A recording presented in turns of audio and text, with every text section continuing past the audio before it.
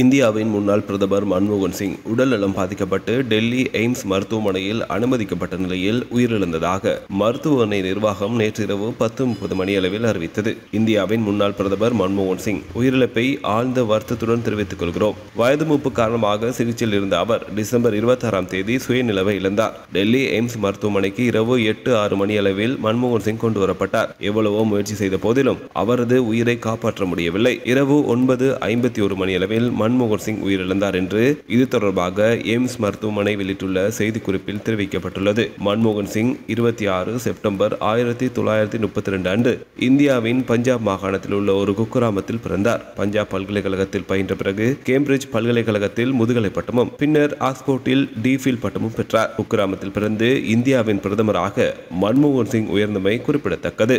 உலக நடப்புகளை உடனுக்குடன் அறிந்திட News 21 தமிழோடு இணைந்திருங்கள்.